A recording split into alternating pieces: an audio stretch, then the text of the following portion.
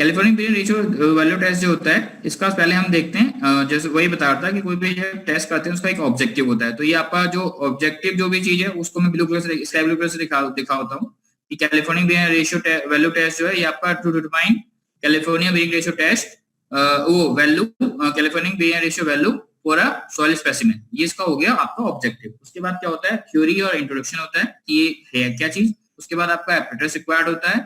Apparatus required के बाद आपका प्रोसीजर होता है, और प्रोसीजर के बाद आपका जो है ऑब्जर्वेशन टेबल होती है, और ऑब्जर्वेशन टेबल के बाद आपकी कैलकुलेशंस होती हैं, और कैलकुलेशंस के बाद आपका फिर रिजल्ट आता है। फिर आप एक कंक्लूजन निकालते हो। कंक्लूजन के बाद आपका क्या आता है कि इसका सिग्निफिकेंस क्या है, मतलब क्या इन्फ्रेंस आप क्या निकालते हो, निष्कर्ष क्या निकाल, मतलब कंक्लूजन के बाद भी इससे और क्या क्या चीजें हम निकाल सकते हैं, वो बातें होती हैं। तो ये सारी चीजें ही इस अब जो है आपके सामने एक एक बाय उन हेडिंग्स को मैंने येलो कलर से दिखा रखा है, ठीक है।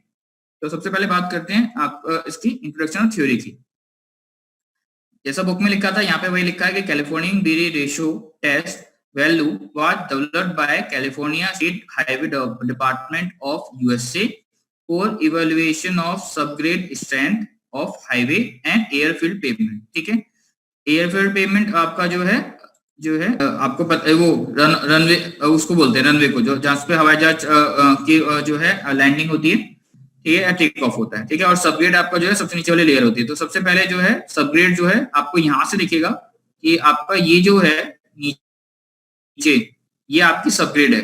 इसकी बेयरिंग कैपेसिटी पता लगाने के लिए ये टेस्ट हम करते थे सबसे पहले जो डेवलप करा गया सबग्रेड के बारे में। हालांकि आजकल जो है अब जो फ्यूचर में ये टेस्ट इतना ज्यादा सक्सेसफुल हुआ कि सब बेस और बेस मटेरियल की थिकनेस को भी पता लगाने के लिए इस टेस्ट को हम कंसीडर करने लग गए, ठीक है। ये थोड़ा इंट्रोडक्शन हुआ। देन उसके बाद और क्या बताया है, the test is commonly known है, जिसको शॉर्ट फॉर्म में बोल दिया जाता है सिंपल सीबीआर टेस्ट, ठीक है। California bearing ratio value test के जगह इसको हम सिंपल सीबीआर वैल्यू टेस्ट भी बोल देते हैं। अब बात आती है कि इसका इसमें हम बेसिकली फॉर्मूला कौन सा प्रयोग करेंगे। इसका जो फॉर्मूला यूज करते हैं कि California bearing ratio value is defined as the ratio of load, ठीक है। ये रेशियो है लोड पर यूनिट, या तो लोड या फिर लोड पर unit area required to penetrate a soil mass by a standard plunger at a specified rate। specified rate कितना होता है 1.25 mm per minute, ठीक है। और स्टैंडर्ड प्लंजर का डायमीटर होता है 50 mm, ठीक है। और 100 mm इसकी लेंथ होती है। अभी वो इसकी फिगर में दिख जाएगा, ठीक है। Specified rate to that corresponding required for penetration of standard material. एक हमारा स्टैंडर्ड मटेरियल होगा पहले से ही, इसके लिए हमारे पास लोड पता है, और एक हमारा जो है आपका पेनिट्रेशन होगा, ठीक है। तो ये यहाँ पे लिखा हुआ है CBR percentage unit load carried by specimen at standard penetration और unit load carried by standard crushed stone at standard penetration, ठीक है। यहाँ पे स्टैंडर्ड पेनिट्रेशन जो है वो प्रूविंग रिंग का है, और यहाँ पे जो है ये यहाँ पे दो बार स्टैंडर्ड आया है, ठीक है। एक बार तो स्टैंडर्ड आपको जो मटेरियल है वो स्टैंडर्ड क्रस्ट स्टोन्स हैं। स्टोन्स पेनिट्रेशन करवाने के लिए ज्यादा लोड सहेंगे तब जाकर उनमें पेनिट्रेशन होता है, ठीक है। इसलिए इसकी वैल्यू 1370 थी।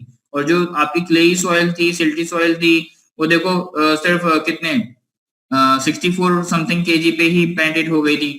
तो क्या है उसकी वैल्यू कम आती है, ठीक है। तो ये स्पेसिमेन है और ये स्टैंडर्ड क्रस्ट स्टोन है, और ये स्टैंडर्ड पेनिट्रेशन तो टेस्ट का ही नाम है। तो ये स्टैंडर्ड पेनिट्रेशन टेस्ट होता है, तो इसको इस वाले स्टैंडर्ड से आपको कंफ्यूज नहीं होना है, ठीक है। ये एक सिंपल स्पेसिमेन है और ये एक स्टैंडर्ड क्रस्ट स्टोन है, ठीक है, इनटू 100। ये इस टेस्ट जो स्टैंडर्ड मटेरियल होता है is the one defined as having a CBR value. Standard test material के लिए, मतलब ये कहने का मतलब ये है कि जैसे मान लो क्या करते हैं, हम आपसे बोलते हैं कि ये बताओ डेंसिटी आपको पता है कि भाई पानी की डेंसिटी कितनी होती है, बताओ मुझे पानी की डेंसिटी कितनी होती है। हमें पता है पानी की डेंसिटी 1000 kg पर मीटर क्यूब होती है या 1 ग्राम पर सेंटीमीटर क्यूब होती है। अब मैं बात करूं आपसे, मैं पानी का पूछूं आपसे स्पेसिफिक ग्रेविटी, कि पानी की स्पेसिफिक ग्रेविटी कितनी होती है, कोई पता है कितनी होती है? सही आंसर है 1। जो ये हमारा स्टैंडर्ड क्रस्ट स्टोन है, अगर हम ऊपर भी स्टैंडर्ड क्रस्ट स्टोन कितना लोड लेता है ऊपर भी वही वैल्यू रख देंगे, तो ऊपर भी सेम नीचे भी सेम, तो क्या हो जाएगी सीबीआर वैल्यू आएगी आपकी 100%। तो वही चीज यहाँ पे लिखी गई है कि standard material is the one define. उसको कैसे डिफाइन करेंगे, हैविंग उसकी स्टैंडर्ड मटेरियल की सीबीआर वैल्यू जो है 100% होती है, ठीक है। अब बात करते हैं, मैंने कोरिलेट करा है तो हो सकता है कोरिलेशन आपको लगा हो क्या कंफ्यूजिंग कोरिलेशन है, अगर वो चीज समझ में ना आई हो तो इस लाइन को रट लो, ठीक है। बाकी आप समझ, अगर उस एग्जांपल को समझ गए होगे तो आपको ये एग्जांपल, ये लाइन याद हो जाएगी, रटने की जरूरत नहीं पड़ेगी, ठीक है।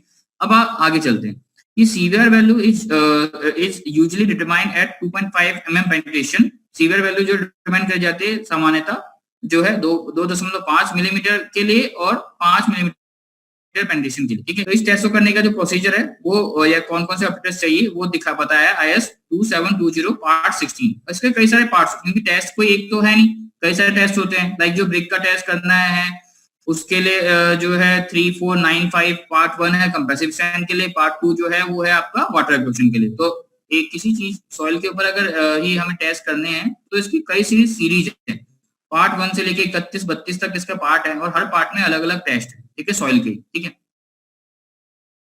तो कंप्राइजेस ऑफ अ मोल्ड। अब आपको एप्रेटेशन क्या क्या चाहिए, सबसे पहले उसकी चीज दिखा रहा है कि आपको एक मोल्ड चाहिए जिसका इंटरनल डायमीटर 150 मिलीमीटर है, mm है। जैसा कि हमने अभी किताब में पढ़ा था कि 150 mm का एक डायमीटर का मोल्ड था, इंटरनल डायमीटर, और and a height of 175 millimetre with a detachable collar, ठीक है। और इस मोल्ड की जो हाइट है डिटैचेबल कॉलर, ये जो ऊपर वाली जो लाइन है ना, ये अभी एक और नीचे फिगर दिखाऊंगा, देखो। अभी आप कहोगे कि जब हमने किताब में पढ़ा था तो किताब में क्या था कि इसकी हाइट थी 127.3 mm, ठीक है। और अब जो है यहाँ पे दिखाया गया जा रहा है 175, क्योंकि यहाँ पे क्या है, इसमें जो हाइट दिखाई गई है वो डिटैचेबल कॉलम के साथ ये आपका डिटैचेबल कॉलर है, ठीक है। तो इसमें क्या है, डिटैचेबल कॉलर को भी जो है आप इंक्लूड करके जो है इसने बताया आपका इतने मिलीमीटर जो है उसकी हाइट हो गई, ठीक है। आपका एक सिलेंडर है जिसको आप यहाँ पे रखने वाले हो, ठीक है। तो उस प्रोसेस को अब बात करते हैं। आपका जो है एक detachable base plate having perforation at the bottom, ये जो है आपकी, इसे कहते हैं ये जो पूरी है इसे कहते हैं डिटैचेबल बेस प्लेट, ठीक है। और इस बेस प्लेट में यहाँ इसमें क्या है, यहाँ पे ना परफोरेशंस हैं। परफोरेशन मतलब कैसे, छोटे छोटे छेद से, अभी दिख जाएंगे आपको। ये आपकी बेस प्लेट है और यहाँ पे जो है ये आपको परफोरेशंस हैं, देखो ये छोटे छोटे छेद हैं, क्योंकि हम क्या करते हैं यहाँ पर टिश्यू वो रखते हैं, मतलब फिल्टर पेपर रखते हैं, और सॉइल में कुछ पानी होगा तो हम यहाँ पे जब सॉइल को कॉम्पैक्ट करेंगे रैमर के थ्रू, तो जो पानी भाई निकलना भी तो चाहिए, वो पानी आपको पानी को रिमूव करने के लिए जो है वो फिल्टर पेपर ऑब्जर्व करेगा, और उससे जो है पानी या एयर जो है ऊपर जाके उसको पोर्शन को, जो वाटर जब रिमूवल होगा तो एयर भी चाहिए, नहीं तो सक्शन प्रेशर जनरेट हो जाएगा, नेगेटिव प्रेशर। तो इसलिए यहाँ पे क्या है, परफोरेशंस दी गई हैं डिटैचेबल बेस प्लेट में। फिर आपको चाहिए एक स्पेसर जो है स्पेसर डिस्क जो है वो 148 मिलीमीटर डायमीटर की है, और हाइट जो है इसका 47.7 मिलीमीटर है, ठीक है। स्पेसर डिस्क की फोटो ये है, ये स्पेसर डिस्क है। सबसे पहले उस बेस प्लेट के ऊपर इस स्पेसर डिस्क को ही रखा जाएगा। जब प्रोसीजर शुरू होगा तब आपको एक एक बार हर एक जो एपरेटस दिखाया जा रहा है उसका प्रयोग दिखाया जाएगा कि कब किसको उठाएंगे, क्या पहले रखेंगे। तो ये एक स्पेसर डिस्क है जो स्पेस मेंटेन करती है। तो इसका डायमीटर जो है, क्योंकि इसके ऊपर जो है उसको रखना है, सॉइल वाले मोल्ड को रखना है 150 mm डायमीटर वाले को, और ये ना पूरा इसके ऊपर पैक हो जाएगा। तो पैक हो जाएगा, इसके साइड में वो चीज जो है स्लाइड करनी चाहिए, तो इसीलिए इसका डायमीटर जो है 148 mm है, उससे कम है 2 mm की, ताकि वो इसके ऊपर सेट हो सके, ठीक है। और इसकी जो हाइट है वो 47.7 mm है, इसे कहते हैं स्पेसर डिस्क, ठीक है। स्पेसर डिस्क के बाद आपका आता है सरचार्ज वेट। सरचार्ज वेट जो होता है, जैसे जो कल बुक में जब हम पढ़ रहे थे तो सरचार्ज वेट की बात आ रही है ना, कि अलग से आप सरचार्ज वेट रखोगे सॉइल के ऊपर और फिर प्लंजर से लोड लगाओगे। तो जो सरचार्ज वेट है वो 2.5 kg का है, और इसके ऊपर रखने के लिए इसमें एक सेंट्रल, क्योंकि बीच में आपको क्या करना है, प्लंजर लगाना है, प्लंजर से लोड लगाओगे तो प्लंजर का डायमीटर कितना है, 50 mm। तो प्लंजर इस सरचार्ज प्लेट के बीच में से पार होके सॉइल के ऊपर लोड लगाए, इसीलिए इसके अंदर क्या होगा, इसमें 53 मिलीमीटर का डायमीटर दिया हुआ है कि प्लंजर इसके बीच में से पास हो सके, ठीक है। तो ये आपका सरचार्ज जो है वेट हो गया 2.5 kg का, ठीक है, जो ऊपर से सॉइल के ऊपर लगाया जाएगा, ठीक है। फिर आपका आता है एक स्लॉटेड वेट। स्लॉटेड वेट जो है, वैसे तो स्लॉटेड वेट यहाँ पे भी साइड में रखा हुआ है, इसमें स्लॉट कटा हुआ है, ठीक है, इसे बोलते हैं स्लॉटेड वेट, ठीक है। ये नीचे भी इसकी फिगर दिखा रखी है अलग से सॉर्टेड वेट की। ये आपका सॉर्टेड वेट है। सॉर्टेड वेट इसका वजन भी जो है 2.5 kg है। इसमें ये इस बीच में स्लॉट कटा हुआ है इसलिए इसको सॉर्टेड वेट बोल दिया, इसको सरचार्ज वेट बोल दिया। दोनों का वेट हालांकि है 2.5 kg। फिर आपको चाहिए क्या, आपको चाहिए penetration plunger of diameter 100 mm and height diameter 50 mm and height 100 mm। ठीक है, ये आपका वो प्लंजर है जिसका एरिया जो है 19.6 सेंटीमीटर स्क्वायर आता है। ठीक है, ये उसका डायमीटर है यहाँ से यहाँ तक, और ये उसकी हाइट है प्लंजर की। ठीक है, यही सॉइल के अंदर पेनिट्रेट करवाते हैं हम। ठीक है, लोडिंग मशीन का प्रयोग करके। ठीक है, अब आता है आपका, आपको चाहिए एक लोडिंग मशीन चाहिए जिसकी कैपेसिटी हो 5000 kg का लोड लगा सके and capable of travelling vertically at a rate of, यही जो लोड मशीन जो लोड लगाती है उसका लोड लगाने का एक रेट है। रेट कितना था, 2.5 mm पर मिनट। एक मिनट में 2.5 mm का वो पेनिट्रेशन मूवमेंट नीचे की तरफ करेगी। ठीक है, उसके बाद आपको जो है मशीन की फिगर दिखाई जाएगी। ये आपकी इस तरह से एक लोडिंग मशीन होती है, इसकी क्या 5000 kg तक का लोड लगा सकती है। ये इसके जो है लीवर हैं ये दोनों। ठीक है, और ये तो नीचे का पोर्शन पहले फाउंडेशन दिखाई थी, ये इसका जो है आपका मिडिल पोर्शन है। यहाँ पर ही बीच में आप जो है ये देखो, इसमें आप वो जो है आप रखोगे जो ये असेंबली है, ये असेंबली यहाँ रखी हुई है इसके ऊपर। ठीक है, ये दो आपके एक तरह से जॉस हो गए या हैंडल्स टाइप से हो गए। ये मिडिल पोर्शन था लोडिंग मशीन का। लोडिंग मशीन को और ऊपर देखेंगे तो ऊपर से जो है ये ऐसे दिखती है। यहाँ पे आपने वो रखा हुआ है, वो मोल्ड रखी हुई है असेंबली लोड, और यहाँ पे आपका ये प्रूविंग रिंग है। प्रूविंग रिंग जिसमें लोड कितना लग चुका है वो पता चलता है इसकी रीडिंग से। और ये आपका डायल गेज है जिससे ये पता चलता है कि कितना पेनिट्रेशन हो चुका है। ठीक है, ये और फिर इसको ना एकदम कांटेक्ट में लाने के लिए यहाँ पे ये नट्स लगे हुए हैं, इनको भी कसा और रिमूव करा जाता है, तो अगली फोटो में वो दिखेंगे। ठीक है, यहाँ पे जो है ये हैं, इनको भी टाइट और लूज करा जाता है लोड लगाने से पहले। ठीक है, तो वो पूरा बॉटम से लेके टॉप तक का आपका लोडिंग मशीन आप देख चुके हो। अब आपको देखना है कॉम्पैक्शन रैमर। कॉम्पैक्शन रैमर जो होते हैं जिससे आप सॉइल को कॉम्पैक्ट करोगे, मतलब बार बार उसको स्ट्राइक करते हो, तो ये कॉम्पैक्शन रैमर है। दो तरह के कॉम्पैक्शन रैमर हम यूज करते हैं, डिपेंड करता है कि हम कॉम्पैक्शन जो है वो लाइट कॉम्पैक्शन करना चाहते हैं या हैवी। अगर लाइट कॉम्पैक्शन करना है तो हम ये वाला यूज करते हैं। ठीक है, और अगर हमें हैवी कॉम्पैक्शन करना है तो हम ये वाला यूज करते हैं। दोनों ही कॉम्पैक्शन करने के जो मेथड प्रयोग करते हैं इसे बोलते हैं डायनेमिक मेथड, और एक होता है आपका स्टैटिक। स्टैटिक मेथड में लोड लगता है ग्रेजुअली और डायनेमिक मेथड में लोड लगता है इम्पैक्ट के साथ। ठीक है, तो इसका जो रैमर का जो वजन होता है वो 2.6 kg का होता है और इसका जो वजन होता है वो 4.89 kg का होता है। ठीक है, इसका जो फ्री फॉल होता है वो 310 mm का होता है, इसका जो फ्री फॉल होता है वो 450 mm का होता है। ठीक है, और अगर हमारी जो मोल्ड है, जैसे अभी मैंने आपको दिखाया मोल्ड का डायमीटर, इंटरनल डायमीटर 150 mm, अगर डायमीटर उसका 150 mm होता है तो इसके 56 नंबर ऑफ ब्लोज दिए जाते हैं और इसके भी 56 नंबर ऑफ ब्लोज दिए जाते हैं। अगर उस मोल्ड का डायमीटर 10 सेंटीमीटर यानी 100 mm होता, 150 की जगह 100 mm होता, क्योंकि तब उसका साइज कम हो गया, तो उस केस में हम इसके 25 ब्लो देते और इसके भी 25 ब्लो ही देते। डिपेंड करता है कि हम अगर हैवी कर रहे हैं तो इसके 25 देते और अगर हम लाइट कर रहे हैं तो इसके देते। दोनों का नहीं देते, दोनों में से किसी एक का देते हैं। वो हमारी मर्जी होती है, हम चूज करेंगे कि हम कॉम्पैक्शन लाइट करना चाहते हैं या हैवी करना चाहते हैं। ठीक है, बाकी की डिटेल अभी नीचे आ जाएगी। ठीक है, जो बातें बोली हैं आपको चाहिए स्ट्रेस करने के लिए प्रूविंग रिंग। प्रूविंग रिंग ये है आपकी, ये उस लोडिंग मशीन के ऊपर लगी हुई थी जो बताती है कितना लोड लग चुका है। ठीक है, या इसके डिविजन्स होंगे और डिविजन्स को कन्वर्ट कर रखा होता है केजी में कि भाई 100 डिविजन जो है वो 190 केजी का लोड लगाते हैं, वो आपको पहले से पता होगा। ठीक है, फिर आपको चाहिए डायल गेज। डायल गेज जो है ये आपका जो है साइड में रखा हुआ है डायल गेज है, पर अगली फोटो में देख लो ज्यादा बेहतर है। ये आपका जो है ये आपकी डायल गेज है, ये बताएगा कितने mm का पेनिट्रेशन हो चुका है।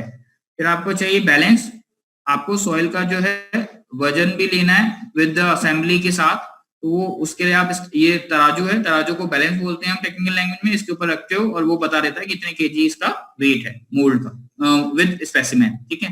कॉम्पैक्ट करने के बाद यहाँ इसका वजन करेंगे। फिर आपको चाहिए फिल्टर पेपर, ठीक है। तो फिल्टर पेपर में क्या है आपका, ये आपके जो रखे हुए हैं व्हाइट कलर से, ये आपके जो है फिल्टर पेपर है, ठीक है। फिर आपको चाहिए सॉइल को मिक्स करने के लिए मिक्सिंग टूल, ठीक है। सॉइल को मिक्स करने के लिए ये आपके मिक्सिंग टूल है, ये आपका सोवल है, ये आपका जो है स्क्रैपर है। स्क्रैप करोगे जब कॉम्पैक्ट करोगे एक लेयर को, तो उसके बाद अगली लेयर को जो है ये आपका जो है वो ट्रिमर है। हम क्या करते हैं, जो सरचार्ज सॉइल होगी कॉम्पैक्शन, जब हम तीनों लेयर कॉम्पैक्शन कर लेंगे और फिर उसको जब बाहर निकालेंगे तो एक्स्ट्रा सॉइल को निकाल की वो स्क्रैपिंग करके ट्रिम कर देते हैं, ट्रिम ऑफ कर देते हैं। तो उसके लिए आप इसका प्रयोग कर सकते हो या फिर इसका भी प्रयोग कर सकते हो। पर ये ज्यादातर स्क्रैपर है, ये स्क्रैच करने के लिए होता है। जैसे आप करते हो ना कि कई बार घर बनाते हैं और टाइल्स लगानी होती है बाद में फ्यूचर में, तो प्लास्टर करके उसके ऊपर झाड़ू मार देते हैं कि सरफेस रफ हो, कि बाद में लगाना आसान हो। तो यहाँ पे भी क्या है, पहले अगली तीन लेयर में कॉम्पैक्ट करते हैं या फिर 5 लेयर में। तो एक लेयर को कॉम्पैक्ट करने के बाद अगली लेयर को कॉम्पैक्ट करने से पहले उसको स्क्रैच करते हैं, तो इससे स्क्रैच करते हैं, ठीक है। तो ये आपके एक तरह से मिक्सिंग टूल्स हो गए तीनों, ठीक है। देन उसके बाद आपका आता है, आपको चाहिए एक tray to contain the specimen. एक ट्रे, एक इनेमल ट्रे चाहिए। ये आपकी जो है, ये आपकी इनेमल ट्रे ले लो, या इसे जो है इनेमल कोटेड है। इसके अंदर आप स्पेसिमेन को रखोगे। आपको 5 केजी स्पेसिमेन चाहिए जो 20 mm की सीप से पास हो रहा हो, ठीक है। फिर इसको सैचुरेट करने के लिए इसमें आपको पानी डालना है। तो पानी डालने के लिए आपको चाहिए क्या, मेजरिंग सिलेंडर, जिससे आप मेजर कर सको कि आपने इतने ml वाटर जो है आपने इसमें फिल करोगे और फिर उसको इसमें डाल दोगे, ठीक है। अब यहाँ से आपके जो है 20 तक, 6 से लेके 15 आपकी जो चीजें थी, 15 आपकी चाहिए थे। आपको 15 एपरेटस चाहिए, मतलब 15 चीजें चाहिए इस टेस्ट को परफॉर्म करने के लिए। अब शुरू होता है आपका प्रोसीजर, ठीक है। प्रोसीजर ही सबसे मेन चीज है, जो सबसे मुश्किल पार्ट है इसका, कि प्रोसीजर की इसमें 2 पार्ट्स होते हैं। पहले पार्ट में हम तो क्या करेंगे, स्पेसिमेन को तैयार करेंगे, कि पहले स्पेसिमेन को तैयार करें ताकि हम उसे वहां पे लोडिंग मशीन के ऊपर रख सकें और रखने के बाद उसके ऊपर पेंटेशन करवा सकें, ठीक है। तो 2 पार्ट में प्रोसीजर को बांटा गया है। पहला पार्ट जो है, पहले प्रिपरेशन की बात करेंगे और प्रिपरेशन के बाद हम जब उसे मशीन पे रखते हैं, वहां से आपका पेंटेशन टेस्ट शुरू होगा। तो अब प्रिपरेशन के लिए आपको क्या करना है, सबसे पहले जो है हमें ये सोचना है कि हम जब अपने स्पेसिमेन को प्रिपेयर कर रहे हैं तो उसका कॉम्पैक्शन जो है वो स्टैटिक कॉम्पैक्शन करें या फिर डायनामिक कॉम्पैक्शन करें। तो जो test specimen can be prepared either by static compaction और by dynamic compaction. Static compaction में क्या होता है, उस पर ग्रेजुअली धीरे धीरे लोड लगाकर आप उसको कॉम्पैक्ट करते हो, और डायनामिक कॉम्पैक्शन में क्या करते हो, आप इम्पैक्ट लोड लगा के आप कॉम्पैक्शन करते हो। तो हम बेसिकली इम्पैक्ट लोड लगा के कॉम्पैक्शन करेंगे, ठीक है। तो ये दिखा भी रखा है वहां पे कि क्या डिफरेंस है स्टैटिक कॉम्पैक्शन में और जो है डायनेमिक कॉम्पैक्शन में। तो अगर आप स्टैटिक कॉम्पैक्शन की बात करो तो स्टैटिक कॉम्पैक्शन क्या है, compacting soil in loading machine, ठीक है, ग्रेजुअली इंक्रीजिंग द लोड। आप लोड को धीरे धीरे इंक्रीज करोगे, ठीक है। कंफ्यूज यहाँ पे इस बात से नहीं होना है कि वहां पे भी जो हमने जो पढ़ा था कि रेट ऑफ लोडिंग जो है वो 1.25 mm पर मिनट है। ध्यान देना, वहां पे लोड नहीं बढ़ रहा है, वहां पे पेनिट्रेशन बढ़ रहा है। पेनिट्रेशन जो है आप 1.25 का पेनिट्रेशन बढ़ाते जा रहे हो। पहले 1 मिनट में 1.25 mm का पेनिट्रेशन करवाया, अगले मिनट में 2 मिनट बाद वो पेनिट्रेशन 2.5 mm का हो गया। लोड जितना है आपने लगा रहे हो, स्टैंडर्ड लोड मतलब जो लोड लग रहा है वो फिक्स है, वो वहां पे कांस्टेंट होता है। लोड नहीं बढ़ाते आप, धीरे धीरे बस पेनिट्रेशन बढ़ाते जा रहे हो, और लोड को किस रेट से बढ़ाना है उसके बारे में कोई गाइडलाइन वहां पे नहीं थी, ठीक है। यहाँ पर क्या कह रहे हैं, ये कॉम्पैक्शन अलग प्रोसेस है। अभी हम टेस्ट नहीं कर रहे पेनिट्रेशन टेस्ट, अभी हम प्रिपेयर कर रहे हैं। प्रिपेयर करने के लिए भी हमें कॉम्पैक्शन करना पड़ता है, और उस प्रिपेयर करने के लिए कॉम्पैक्शन करने के 2 तरीके हैं, स्टैटिक और डायनेमिक। और स्टैटिक में हम ग्रेजुअली लोड लगाकर कॉम्पैक्ट करते हैं, और डायनेमिक में हम इम्पैक्ट लोड लगाकर। तो compacting soil by specified rammer, जो अभी मैंने आपको फोटो दिखाई थी 2 रैमर की, तो उसे बोलते हैं रैमर। और उस एक का वेट था 2.6 kg, एक का वेट था 4.89 kg। तो उसको हम फ्रीली फॉल करवाते हैं सॉइल सैंपल के ऊपर, और उससे इम्पैक्ट लोड लगता है। तो उससे जो कॉम्पैक्शन होता है वो डायनामिक कॉम्पैक्शन होता है। तो हम डायनामिक कॉम्पैक्शन ही करेंगे। अब जो स्टैटिक कॉम्पैक्शन होता है, a gradually increasing load is applied, whereas in dynamic compaction the specimen is compacted by a suitable rammer। ठीक है, अब बात करेंगे डायनेमिक कॉम्पैक्शन में भी दो तरह के कॉम्पैक्शन होते हैं, एक लाइट और एक आपका हैवी। तो a dynamically compacted specimen can be prepared either by light compaction or by heavy compaction। ठीक है, आपका हैवी कॉम्पैक्शन और लाइट कॉम्पैक्शन। अब देख लो कि डिफरेंस क्या है लाइट कॉम्पैक्शन में और हैवी कॉम्पैक्शन में। डायनेमिक कॉम्पैक्शन के जो दो हैं, दो टाइप हैं, एक लाइट और एक आपका हैवी। तो लाइट में जो है, आप जब कॉम्पैक्ट करते हो, लाइट कॉम्पैक्शन करते हो, तो आप स्पेसिमेन को 3 लेयर में फिल करते हो। ठीक है, 3 लेयर, पहले एक लेयर फिल करोगे, उसको नंबर ऑफ ब्लोज दोगे 56, फिर दूसरी लेयर फिल करोगे, पहले लेयर को स्ट्रेच कर दोगे, फिर दूसरी लेयर डालोगे, फिर उसको 56 ब्लोज दोगे, और फिर तीसरी लेयर डालोगे, फिर 56 ब्लोज दोगे। और अगर आपको हैवी कॉम्पैक्शन करना है तो आपको 5 लेयर्स में फिल करना होगा मोल्ड को।